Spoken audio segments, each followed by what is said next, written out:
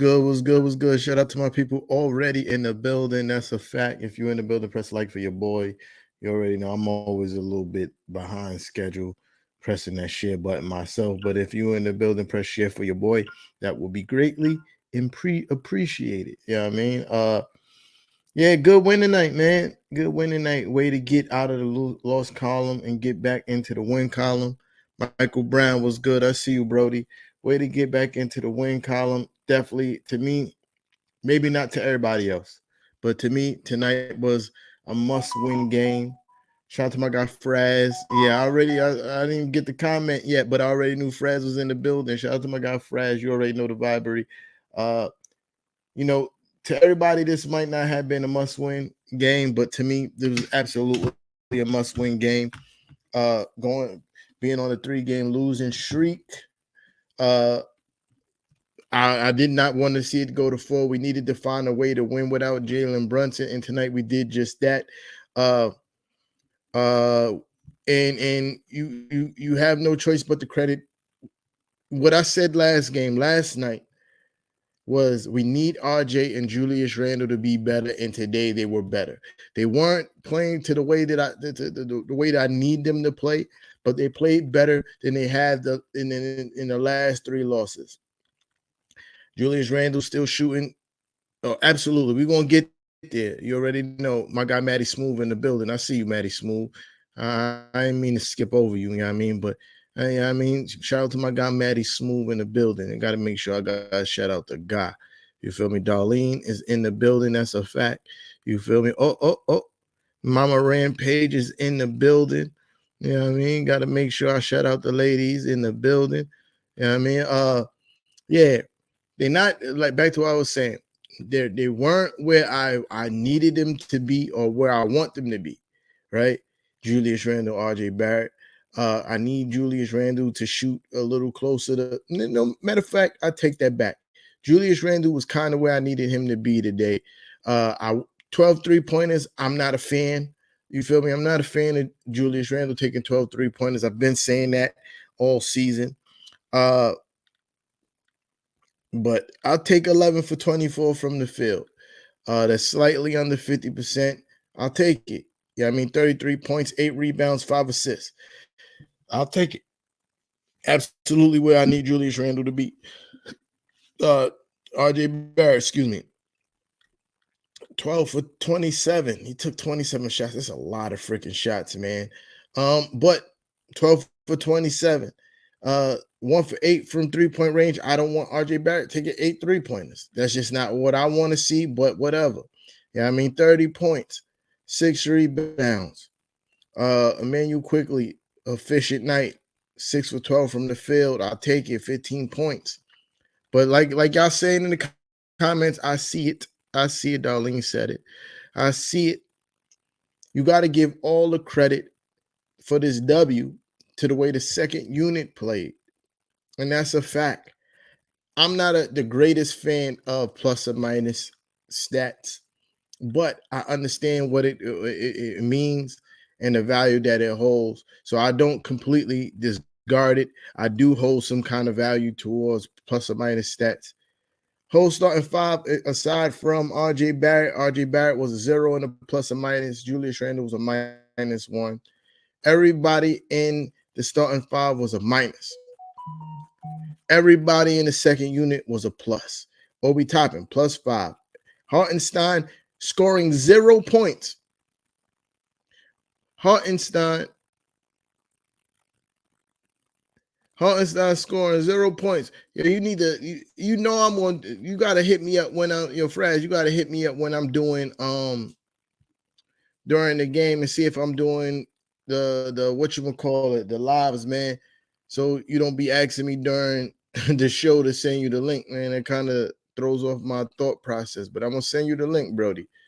But you gotta, T-Time, you off work, you doing a recap. Yeah. All right, send me the link, Brody. I'll send you the link before I start the show.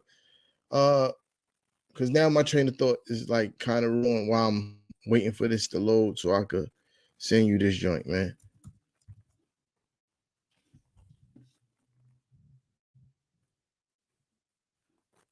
See, that's what I'm saying. It should be taking forever, bro.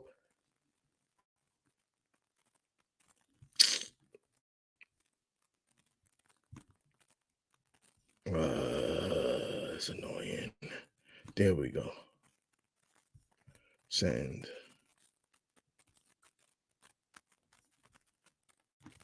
Send. Bro, I don't know. Hopefully it sends. If it don't send, I don't know. All right, yeah, I sent it, bro. The link is there. Pull up, man. But you got. If you want to pull up, man, night you want to pull up, you gotta let me know beforehand, Brody. Yeah, I sent it already, bro. I sent it. You just gotta let me know beforehand. That's all I'm asking. Just let me know beforehand when you want to pull up, bro. You know what I mean? Yeah. So like I was saying, second unit. You know what I mean? They were all in the plus or minus stat. Topping Obi Toppin +5. Hartenstein, like I was saying, that's where I was at. +19, scoring 0 points. That is impressive, man. That is impressive. 10 rebounds, 2 assists, 2 steals, and a block. What Isaiah Hartenstein did tonight was pivotal to this win.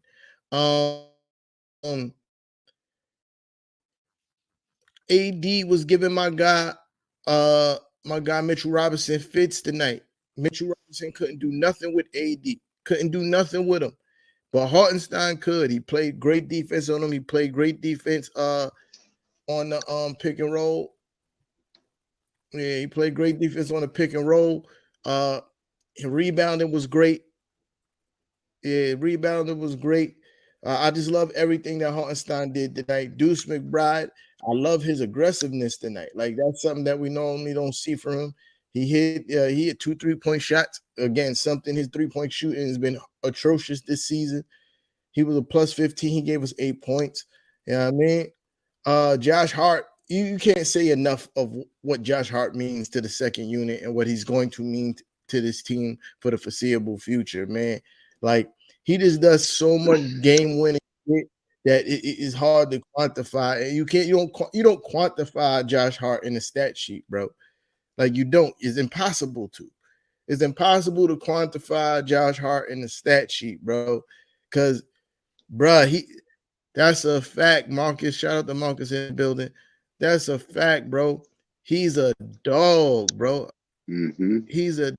Yo, Kev, if you ain't doing nothing, pull up, Brody. You already know the vibes, man. Yeah, he's a dog, bro. And he was a +13 with 8 points. And this is the kind when I was saying before, like earlier in the season, or when we was going through our rough times that the bench need to, produce small. This is what I meant. I didn't mean I need everybody to score a tremendous amount of points. I mean to play the way that they were, the hustle, the effort. Yeah, I mean just keep opposing benches from going off on you. Pause.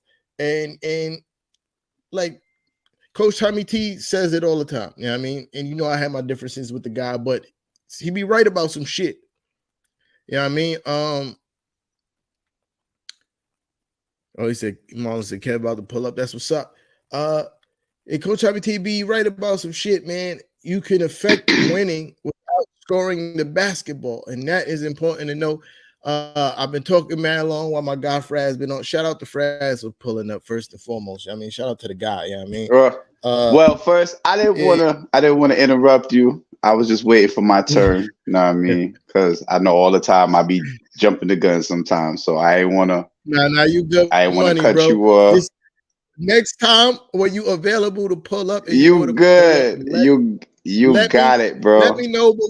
Yeah, let me know before we start your tea time. Are you off work? What's happening? Like you doing the post game? I'll send you the link before I start. Because I have to stop what I'm doing, go through this whole other shit to try to send you the link. Yeah. Fuck your shit, Brody. All right. Well, first and foremost, gotta shout everybody out. Shout out T-Time. Shout out Team Knicks and Ish. Shout out the Conglomerate. Shout out everybody in the chat. Shout out all the Knicks fans out there, man. This is the second season in a row the Knicks won in LA. I can't say this enough. The Knicks are road warriors. We won more of our games on the road this year. Um, Listen, T Time said it before. I just wanted to touch on it as well. The intangible play, especially from the second unit, is something that's hard to match when teams play against us. All right. It's because there's been a revitalization of the bench of this whole entire lineup. Like the entire roster has a revitalization going right now. Knicks fans, 40 wins, Knicks fans. 40 wins. This we was waiting for. All right. 40 wins. All right. Yes, I agree with that comment too. Yes, let me stop and shout that comment out. He does have ice water in his veins. We needed them free throws desperately with 5 seconds left, bro. Yeah. Them free throws was timely, you know.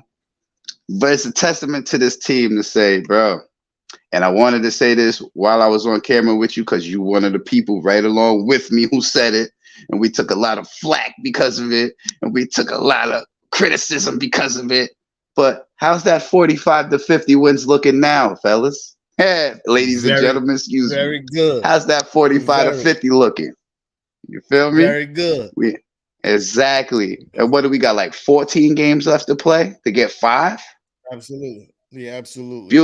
Beautiful thing, man. Which means we're gonna end this season above 500, more than likely. Mm-hmm. And we already eclipsed our win total from last year. 3 games is automatic above 500. Yes, indeed. And I can't wait, man. Wait, matter of fact, no, I think it's 2 wins. It's 2 wins because half of 82 is 41. You're right. So you're right. 2 wins. You're right. And we over 500, ladies and gentlemen. So let's get it. Let's get it. That's a fact. Sean just said it too. Yeah, I mean, Sean said it's 12 games left in the season. Yeah, I mean, okay. Yeah, Sean said it's 12 games left in the season, and I don't know if we get in the 4th seed, Isaiah. That's wild work. It's gonna take a debacle. Yeah, that's wild work. Yeah, but Sean said it's 12 games. Marlon said that on track for 50 dubs. That's a stretch. You know what I mean? It is. That's a super stretch. Yeah, that means we will have to win 10 out of our last 12, bro, for that to happen. And that's gonna be crazy. Yeah, that's gonna be crazy. So, but yeah, what you would call it? Yeah, tonight was a good win. Great, and people was talking crazy about Julius Randle. After the last game, and I was like, yeah, son been balling out all season. He definitely has the right to have. You feel me? Definitely have the right to have some bad games. So, and it's weird that a fan base that used to cheer for Oakley and Mason and Xavier McDaniels and guys of that nature to be mad at Julius Randle for being emotional and showing passion on the court. Like, yo, if this was the 90s when Julius Randle threw that elbow at Son, we would have cheered him. New York fans would be like, yeah, fuck that guy. Right? But now it's like, oh my God, he's losing his cool again. He's upset. And he's not the only player that loses their cool. I've seen many of star players get in tiffs and rants on the bench when things are not going their way, bro. I've been watching the NBA for a very long time, son. Like, Julius Randle's not the first, and he's not going to be the last. So the way that the fact that Knicks fans are so reactionary right now, as far as everything that goes towards Julius Randle, obviously, right? Mm-hmm. So reactionary, and it doesn't make sense. You know why? Because Julius Randle is the best player on our team still to this day, because I think Jalen Brunson only gets away with doing a lot of the things. I got to take away this banner. Julius Randle. What up, y'all? gets away with a lot of what's good, Kev. Julius Randle only gets It's good, away Kev. with, I mean, Jalen Brunson, excuse me. Yeah, Jalen Brunson only gets away with doing being as effective as he is. No taking away from his talent is because of all the attention that Julius Randle receives on a night-to-night basis, right? That gives Jalen Brunson all the room in the paint because Julius Randle is going absolutely ape shit from 3-point range. They can't collapse on Jalen Brunson when he's doing his thing in the paint because Julius Randle, they know I gotta guard up on Jules because if I leave him open, it might be barbecue chicken all night. You feel me? So I still believe in my heart Julius Randle is the best player on the team. Now, being the best player and the most important player, two different things in my eyes, right? Because the most important player on your team could be the glue guy. You can have a guy that's the best player that scores all the points, but you can have a guy like Josh Hart that holds everything together.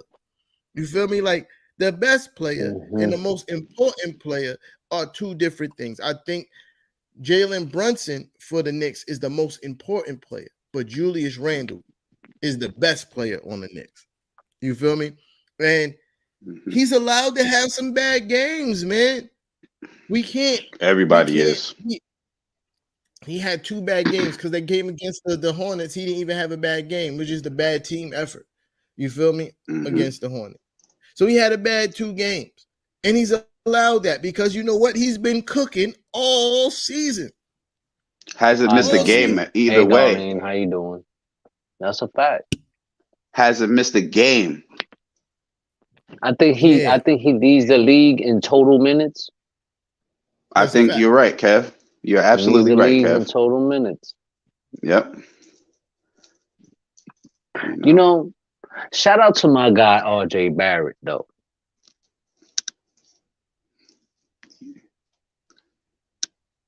I can't hear you. I can't hear you, bro.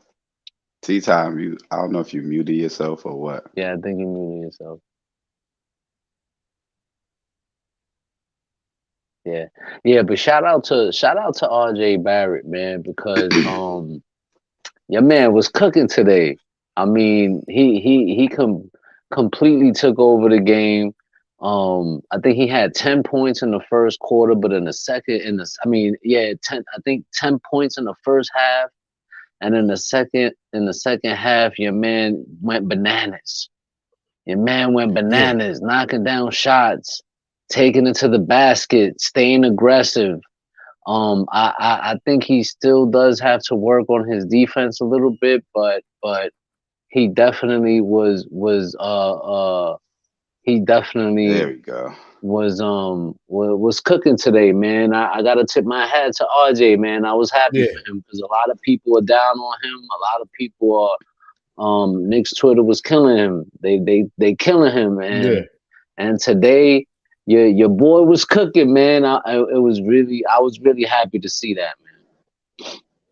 No, to piggyback off what you were saying or kind of segue on what you were saying is I need to see RJ Barrett play the way that he played tonight. It was a lot of off ball, him catching the ball and attacking immediately.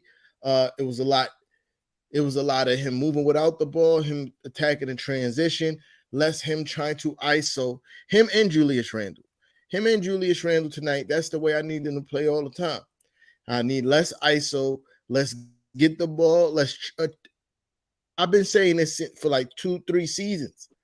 We have the athletes to run the floor and that could finish in transition. Why we don't play that way don't make sense. And what I was saying about glue guys and Josh Hart being a glue guy, a lot of that offense stemmed off of Josh Hart outlet passes tonight. The way he was setting up early offense by getting the ball down the court immediately was a lot of the reason why Julius Randle was able to cook, RJ Barrett was able to cook, quickly even got some easy buckets, Obi Toppin. Like everybody was eating off the fact that Josh Hart was getting a ball down the court fast. You feel me? And that's a fact. We have the athletes to do that. All our guys could finish in transition. Yeah, I mean, all our guys. So I don't. The reason why we don't do it, I don't understand. But I will say this, right? And I'm gonna land the plane. In the playoffs, our style of play rings true. We're gonna slow the pace down. We're gonna play great defense. And in the playoffs, that's the kind of style of offense that usually wins games. That's the style of pace that usually wins games. Because we seen fast-paced teams never win championships. We seen the Phoenix Suns. They were the number one offense for like 3-4 years in a row. I think they got to the Eastern Conference Finals once. I mean, the Western Conference Finals once in that whole time. They went. I think they went to the finals, didn't they? They went to the finals. Not when they was the number one. It was offense West with Steve Finals. Nash. It was the West Finals, I think, or the semis. Oh, they didn't get to the finals. I thought they did. I think they did went to the finals and they lost. Didn't they lose to the Bucks that year? Something like that. No. Oh no, that's after what I'm talking about. That was last year. Okay. No, that was 2 years ago. That was 2 years ago. Okay. That was 2 years ago. Yeah. Okay.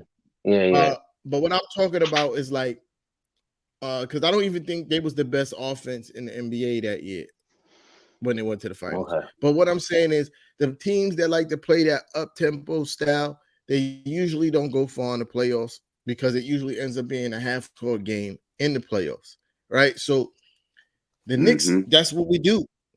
And believe it or not, it also comes down to who star players can score the best in half-court situations. And when Jalen Brunson's healthy, it's already been proven that Barry said the Warriors. That's true because that's Steph Curry.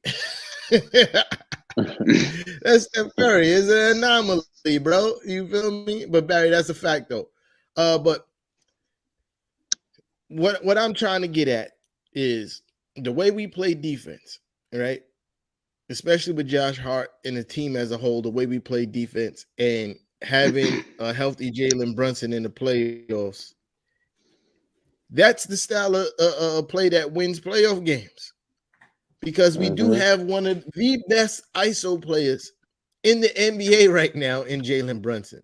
And don't believe me, it's a statistical fact.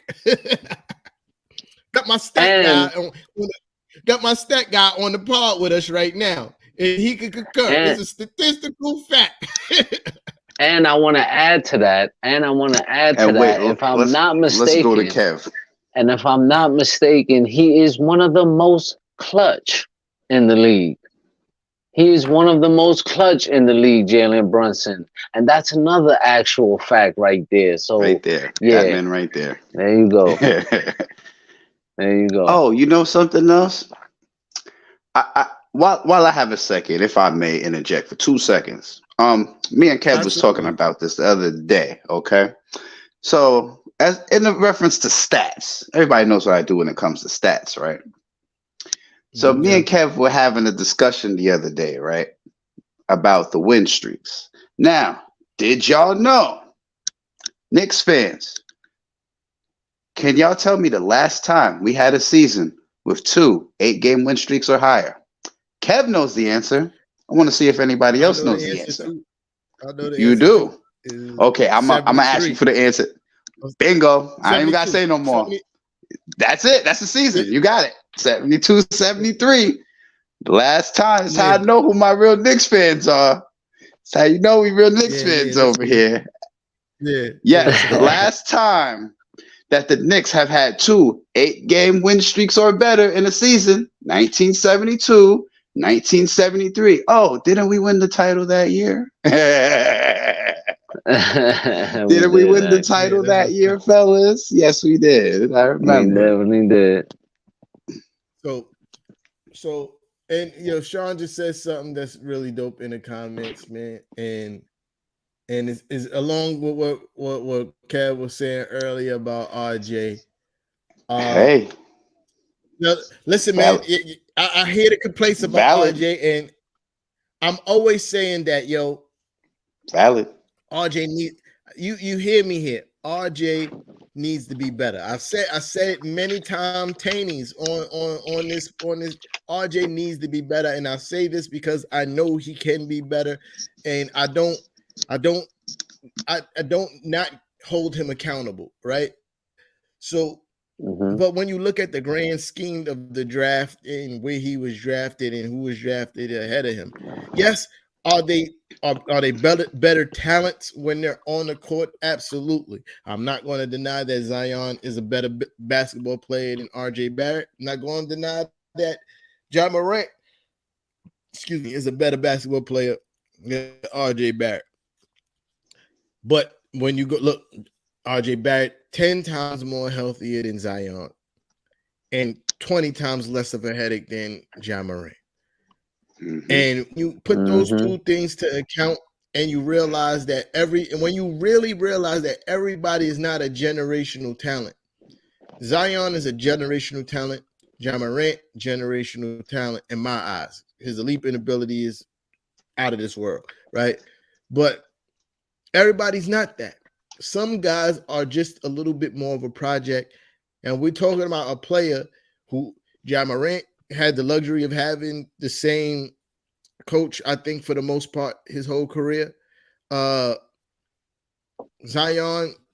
is Zion, bro. Like it don't matter who coaches Zion. Zion gonna ball out when he's healthy. But I think he's averaging like 20 something games a season or some shit like that. Like it's wild. Like it's crazy numbers. But when you look at the coaching turnover that RJ had to deal with, the constant role changes that RJ had to deal with, it's different. Once John Morant came to the league, he was the man on the Grizzlies. His role was solidified. He was the guy. RJ went from being the second option. No, he went from being the third option because Marcus Morris was here his first year. And Marcus Morris was the first option. Then it was Julius Randle. Then it was RJ. Marcus Morris was gone. RJ was moved to the second guy. Then he was the second guy for what, a year and a half. Now he's back to the third guy. You feel me? Like now he's back to the third guy under his third head coach since he's been here. So again, this is coming from a person who gets up here and says when RJ Barrett needs to be better. You feel me? But I also understand that, like, yo, he's only 22. I knew his game was going to have to be built brick by brick when he got here. And I still believe that he's going to be something special in years to come. You feel me? I believe we'll be in year 4 now. By year 5, year 6, we're going to start seeing that turn of the corner on RJ. Once he develop a consistent mid-range and learn that he doesn't need to isolate to be effective, that's when we're going to see RJ Barrett blossom and being a consistent 20-plus point scorer on a nightly basis. And I'm going to land the plane there. You got something to say? I mean, literally, man, like you got to understand something about RJ, right? If RJ gets it together going into the postseason, all right, let's take it from where we're at right now, right? These last 12 games. If I start to see RJ pick up his game in these last 12 games heading into the playoffs, like last year when he picked up his game at the end of the season, even though we didn't make the playoffs, that is a good sign for me. You know why? Because even if RJ is able to put up like 15 points a game in the playoffs, bro, we have a shot of at least winning a series in the playoffs, bro. And don't get me wrong. We know Brunson's going to come to play when he's on the court. He's healthy. We know Randall going to come to play. The key is that third guy on the starting lineup, RJ. He going to be the key to the playoff run. I'm going to tell you that right now. I already see it. RJ is going to be the key to the playoff run this year, guys. No, yeah, I agree. If he gets it together, we can upset somebody in the first round. I'm just gonna say it straight up. I have a feeling we can upset a team in the first round. I feel like okay, Kev. No, go ahead. I could remember what I'm gonna say. I feel like IQ gonna be when we healthy. I feel like IQ is gonna be that guy that's gonna be the X factor for us. When the starting units together, even though RJ struggles mightily at times, I'm still never mad at the offensive production. If RJ give me 15 plus points, and Julius and Brunson is giving me 25 plus, I could live with RJ's 15. But if Quickly is giving me 15 off the bench, I'm not concerned about RJ's 15 because those four players together is what's that 90 points? 90 points. Those three players. Yeah, those four players, 90 points. So if I get a sprinkle of a 5 from Josh Hart, 8 from Mitchell Robinson, 4, 6 from Hartenstein, and that's when you start seeing the winning totals come in. But if I get 15 from RJ, 15 from IQ, and 25 plus from Julius and Brunson, IQ to me off the bench is the most important player. He has to be consistent. RJ just needs to give me 15 plus. You know what I mean? And I believe he could do it. His shot selection just need to be the same kind of shot selection that he had in the second half. But I will say this. I will say this about RJ. He has been giving you that in his last 10 games. He's actually been giving you 20 points a game in his last 10 games on 44% shooting from the field. If the one thing with RJ is, well, it's not the one thing. I would say two things with RJ. One, we need him to knock down that 3-point shot because in his last 10 games, he's shooting 28% from the field. 1 for 8 tonight, if I'm not mistaken. And he was right? 1 for 8 tonight from the 3-point line. So if we could get him to start knocking down those 3-point shots, your man is going to be cooking. Now, another thing I would have to say about RJ is his defense. I know he gives a lot of effort on defense, but he be getting cooked at times. If we could get him, and I get everybody's frustration with him. I get he took a step down on defense this year tremendously because prior years he was much better. But this year he took a step back, and if we could get him to do those two things, to knock down the 3-point shot when we need it, and play better defense, I think we're in good shape for the playoffs, man. Yeah, I don't know what's going on with RJ's defense this year. It's just man. It's hard to watch it. It's suspect, bro. It's suspect. It's suspect. It's really hard to watch at times. I'll be sitting there like, what are you doing? It be times that I'm like, yo, we gotta get him off the court. Like, yo, I really be sitting here like, yo, we gotta get RJ off the court because defensively, like especially if offensively he not cooking, right? Like, yo, we gotta get Sutton off the court because he's kind of getting washed up right now. He just looks slower laterally. I don't know what that is. I think that I think if you notice, like he like gained weight. He looked bigger. He looked bigger. He looks a lot slower. I don't know what he did in the off season, but he needs to. This season, and I think in the off season, he gotta work on losing some weight. Bro got that money. He eating good, bro. He got that check. He eating good. He had Philippe's. You feel me? He had Philippe's. Say what the Philippe's? What's that? That Asian joint that's mad expensive in the city? I forgot. I forgot. Yeah, he had all them joints. I forgot the name of that joint, but he had Philippe's, man. And it's crazy because Zion. I've always told you, like, every time Zion name pop up, Knicks fans go crazy, and I always told you, T-Time, no, his health. That's and I get, I get Zion is a bully. I get what kind of player Zion is. I love Zion as a player. I think he's amazing. But his biggest issue, and I've always said this, I've always stood on this, is health. Is health. Now, I'm not gonna sit here and say RJ don't miss games because he's missed games. He's missed games too, but he's been more available than unavailable for us. Way more available. And another thing people don't give RJ credit for, when we need RJ to knock down that shot, he knocks it down.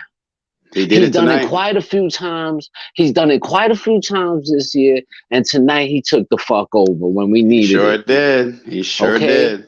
He bounced back lovely. I was fucking rooting for him heavy because all I heard was negativity. Just straight negativity when it comes to my man RJ, the non-guard Barrett. That's right. The non-guard Barrett was back today. He was in his bag. When I seen him taking it to the bat, as a matter of fact, the one play that I love the most. Let's talk about it, Fraz, because we was talking about it in the chat before we popped up. I was waiting for you to get to it. Go right ahead. I was waiting for you to get to it. Stole the ball, grabbed the ball, put it behind his back, saw Obi open, woo, he threw the lob up there. Yeah, that was beautiful fucking work, RJ. If you watching this, man, stay in your bag. Fuck all the negativity. Stay in your bag. Keep on your grind. Let's go. Very left, man. I will corroborate Kev's statement. Like Kev been telling me, I was, we could get Zion. Kev was like, nah, bro. I'm like, nah, we can get Zion. We can get Zion. He was like, nah, bro. Yeah, I remember that. He's like, nah, bro. Yo. And that's why I be saying Kev be knowing what he be talking about, bro. Like Kev really be knowing what he be talking about because look, he's injured again. You feel me? And no matter what you want to say about, to me, availability is the best ability, and you gotta give RJ credit for that. Like he's compared to like his only injury this year was a freak accident with his finger, bro. Like from Luka Doncic. From that thumbnail from Luka Doncic. Yeah, that was the weirdest thing in the world. Yeah. So that's the only time he really missed. I think he was sick one time other than that. But it was like he only missed one game. Yeah, I remember that. He only missed one game. So in comparing the two, I mean, like it's night or day who's the healthiest. And that's another reason why you got to give Julius Randle credit. We were living in an age of what you call it, load management, right? Everybody load manages. Everybody, all the best players, all the best team load management, and knock on wood. The only thing wood around me is the floor. I had to knock on the floor because that's the only thing wood around me. But got the cabinet right here. Yeah, Julius Randle was on pace to play all 82 games. You name me another best player on any team. I'm not even saying star players. I'm saying the best player on any team in the NBA that played more games than Julius Randle. I'll cash app you $20 right now.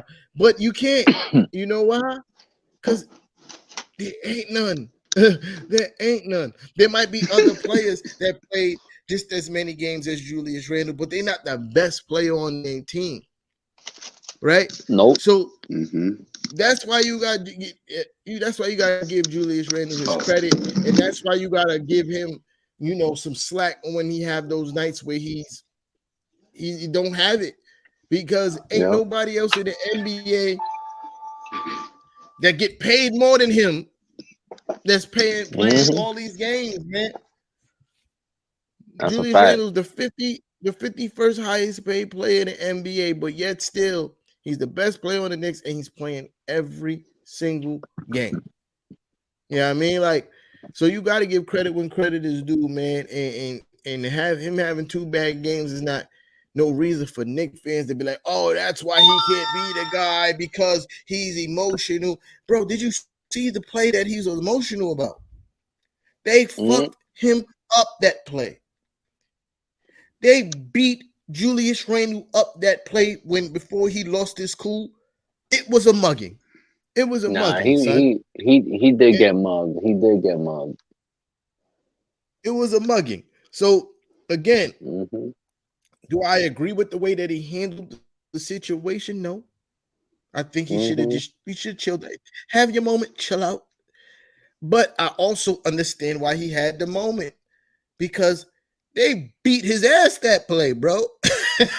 And that goes back to what Van Fleet said in that interview on after the game about the refs and their bad calls.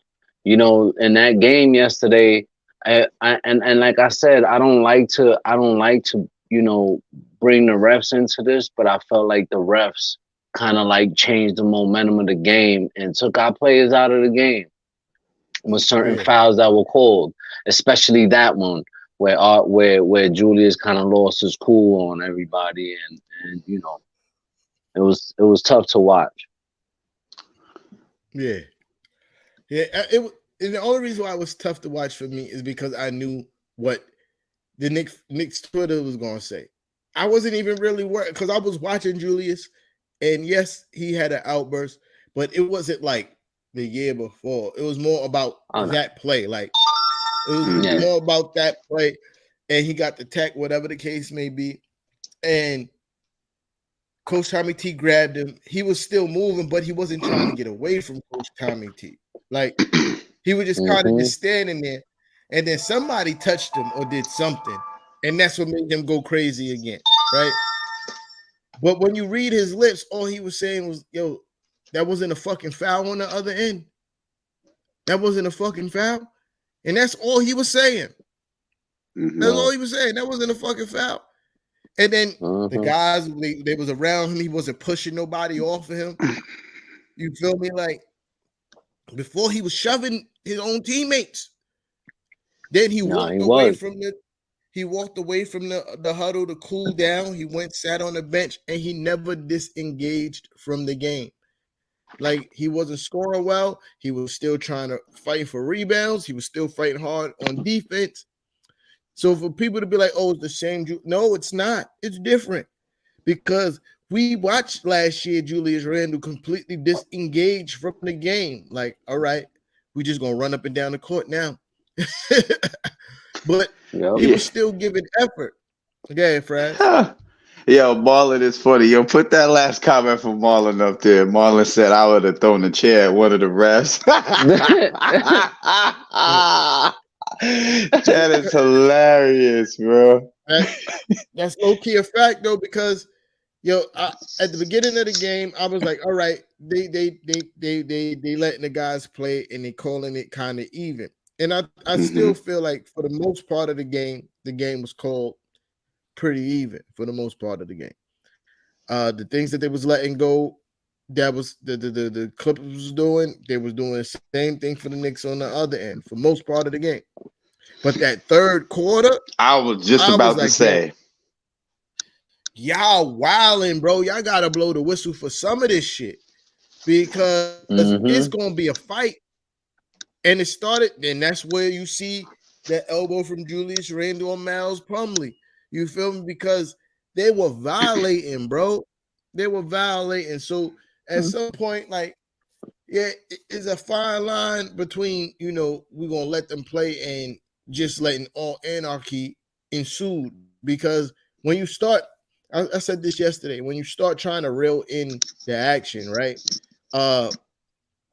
It's going to be one team that get the brunt of that more than the other. And the Knicks was getting the brunt of that, the refs trying to reel in the action in the third more than the Clippers. It's like, yo, all right, you blowing the whistle on this end and trying to reel in the reaction of what's been happening on the other end. You know what I mean? Like, so, yeah, they did.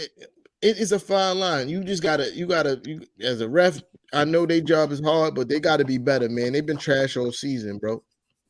real bad, Right. and you know, to the point where sometimes these calls and these reps, you know, they kind of cost you the game, and you know, it hurts you in the long run, bro, because there's so many games that we could have won based, and you know, it kind of was taken away because of that. Yeah, yeah. But I never really like to use the refs as an excuse. We still should have won that Nah, game. We was in position to win that game, and just offensively we was stagnant. Uh, and we need, and I think this makes us like playing without Jalen Brunson. I think is also gonna make us better for the playoffs. Uh, yeah, especially the moments where he's on the bench. You feel me? Like we got to find a way to produce offense and watching the guys, especially the second unit, even though they didn't score a ton, they were still hella effective in what they was doing on both ends of the court. yo, Putting pressure on the opposing team offense and being able to get out in transition and score some easy baskets. I think that's important with the second unit, especially without IQ being a part of the second unit. It's going to look a lot different when IQ go back to the bench. I love the way him and Hart play together, yo. and Grimes. When those three on the court together, I'm like, Yo, oh, beautiful bro, stuff it is happening. amazing to watch, bro. Especially, yo, bro, especially when Grimes and Quickly is cooking at the same time, and then you Hmm. got and then you got Hart doing all the dirty work because it's like he loves to do that. You know, the second You got the chance Hearts plays, doing all the dirty the work. The heart the Hearts heart foundation, b, and you facts. know it's crazy because it's like, bro, in one possession he'll grab you like four offensive rebounds in like a matter of 2 minutes, like, I bro, mean, who's like And, what? and you know what? And you know what's dope is because you start seeing it rubbing off. Look at what you gonna call it. McBride today. I Yes, don't remember McBride. I don't remember McBride getting rebound. I don't remember the last time McBride had more than one rebound in a game, he and he had had two two rebounds offensive joints. today. Yeah, He he had had two two offensive rebounds joints, today. He had and they three were both steals though. offensive. Yeah. Yeah, but I'm just saying the effort to try to get rebounds Hmm. and just flying around trying to get rebounds is dope. Uh, I got one more thing I want to talk about before we get up out of here, and I saw it on Twitter. Somebody was like, "Yo, it can't be understated, Jalen Brunson's effect on Emmanuel Quickly as far as like his development."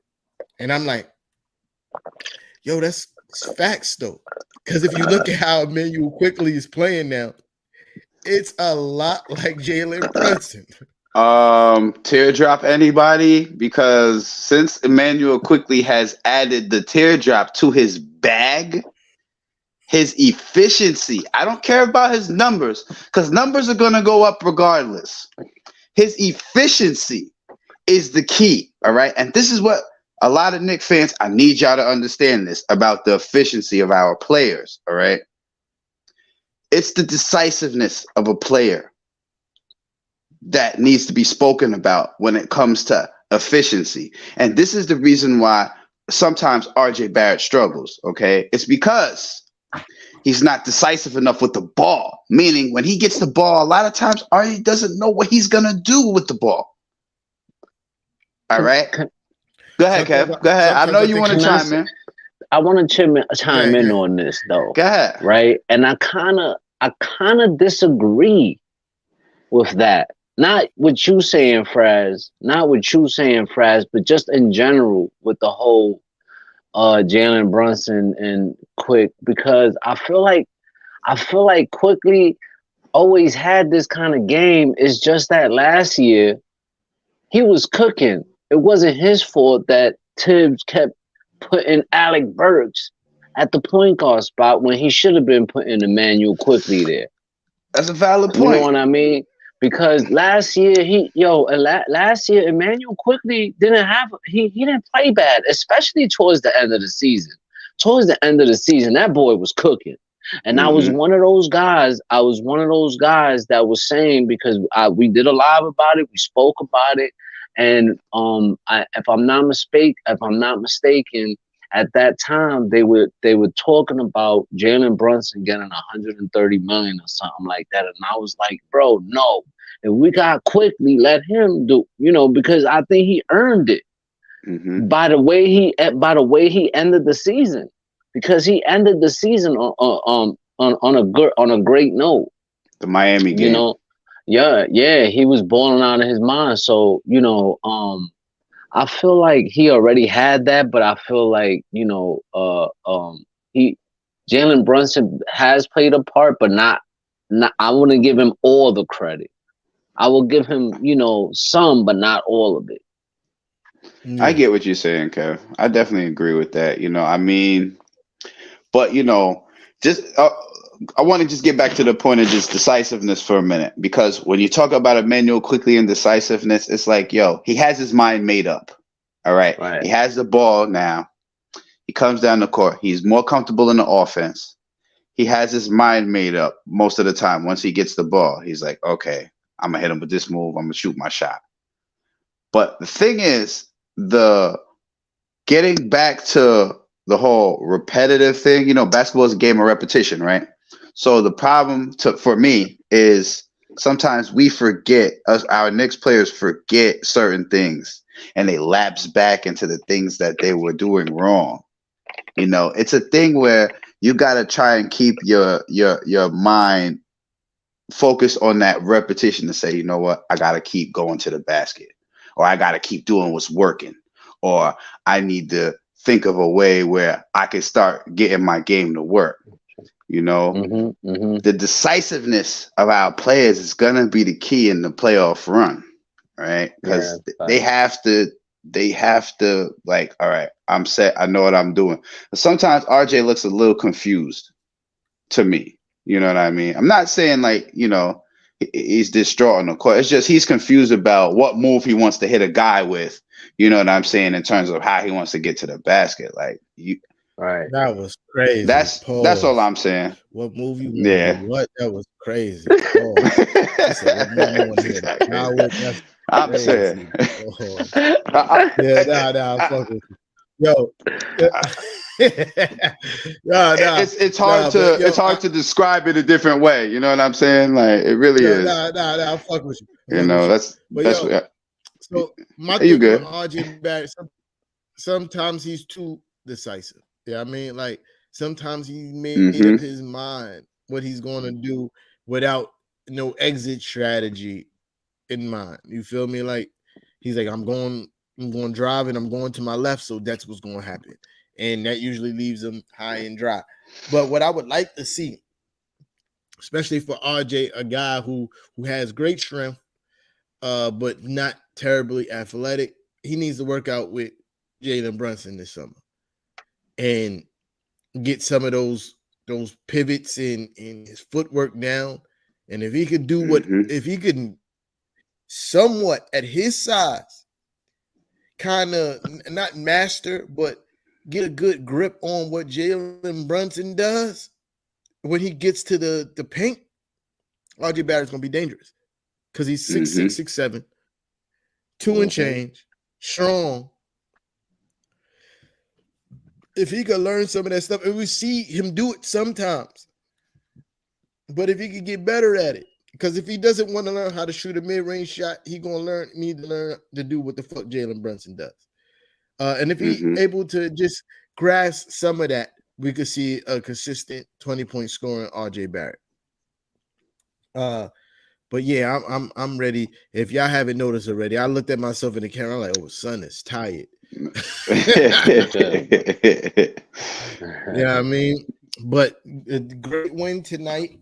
I wouldn't call it great. Baby. I hate calling every win great, but it's definitely a necessary win for us tonight. It was a must-win situation in my eyes. I was gonna say that one. A must-win. Yeah.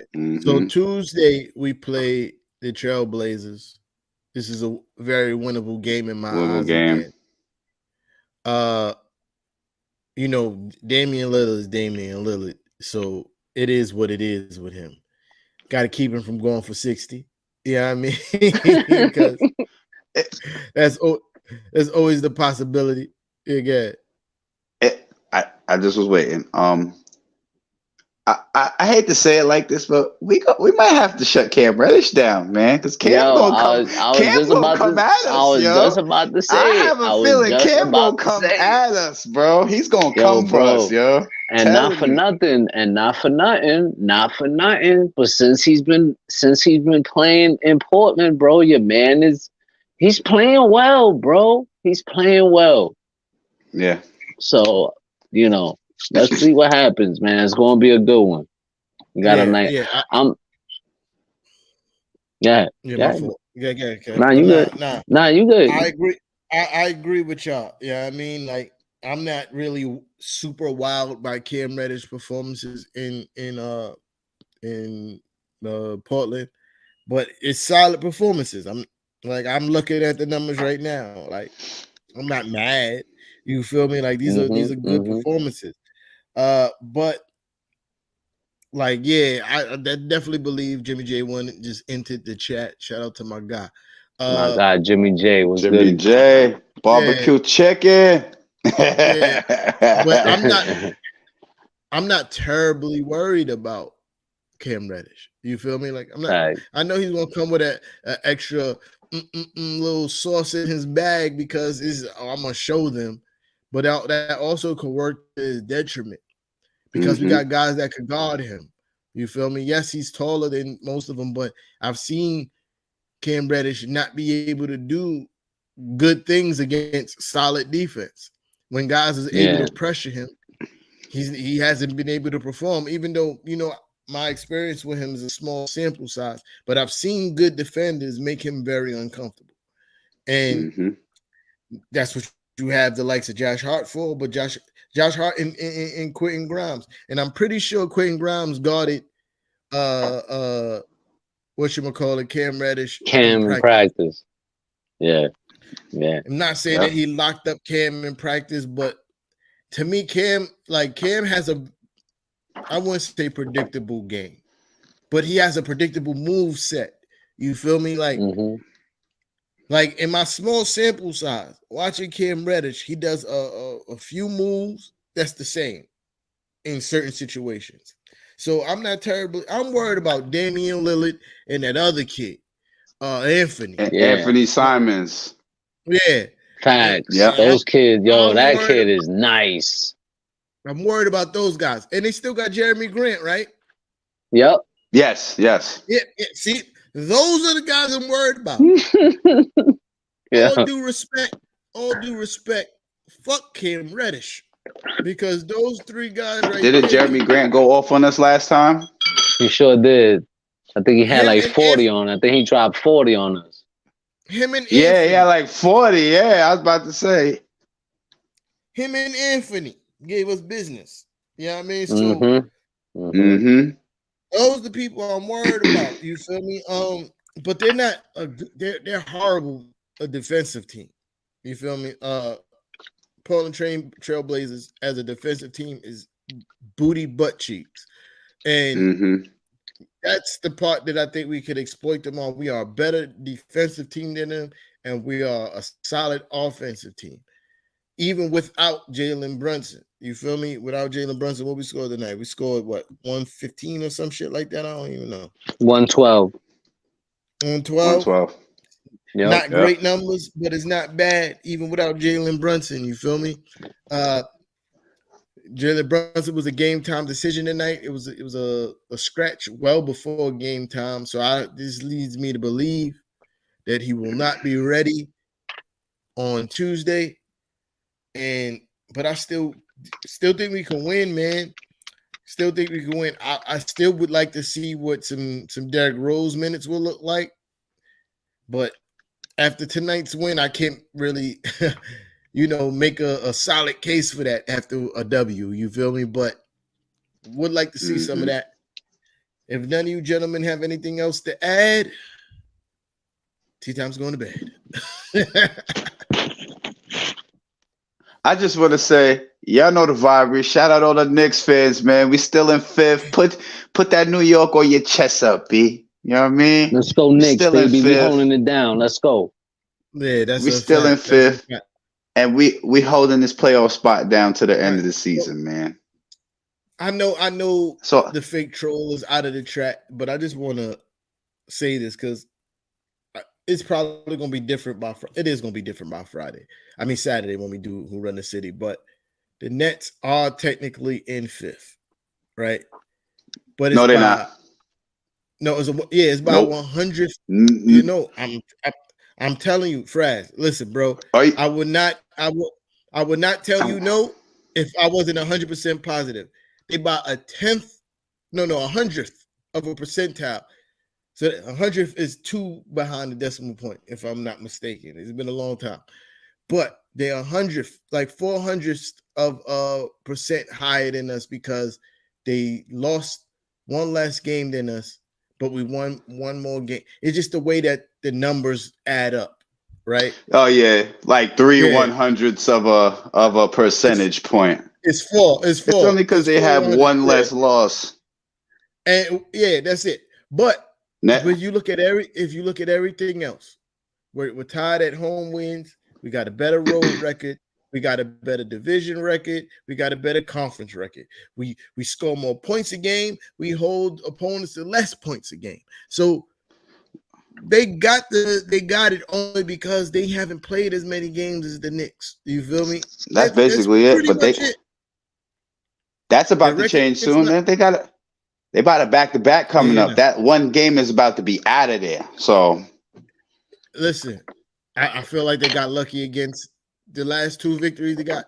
I feel like it's mad luck. There was a foul against Anthony Edwards in the Timberwolves game that wasn't called. And Denver just dropped the bag, man. They should have kept on feeding fucking Jokic because the Nets couldn't do shit with that guy. exactly. They couldn't do shit with Jokic in the post. Exactly. But I just wanted to say that they only got the 5th seed because, excuse me, they play more games than us, not because they won more games than us, not because they lost less games than us. It's because no, they did lose less game than us because they got They one got less 2 game. games in hand. That's the only reason why. They got 2 games in hand. Yeah, but I that's just gonna looked at the change. numbers. That is going to Yeah, change very soon, as a matter of fact. that's gonna change. I ain't worried. You feel me? I sure But ain't yeah, worried. shout out to everybody pulled up, and shout out for y'all for hitting the like button. This is like one of the highest likes I've seen in quite some time while That's I'm doing right. this shit. You feel me? And I appreciate every last single one of y'all. We play again on Tuesday. I'm gonna be at work. I'm not going to even lie to y'all like I'm gonna be here. But hopefully the guys are available. Yeah, I mean, I'm not gonna put no pressure or burdens on them, but hopefully they available. And if they are, I'm gonna try my best. I'm gonna try they're my gonna be best. holding. Yeah, We'll if see they what it are, they're look gonna be like. holding it down. They're gonna be holding it down. If not, I'm gonna try my best to catch the game later that night on a recap mode or and pull up the next morning. I'm gonna try to be more consistent and work around my work schedule, but I'm gonna be here. You heard? We out of here, man. I'm going to bed. You already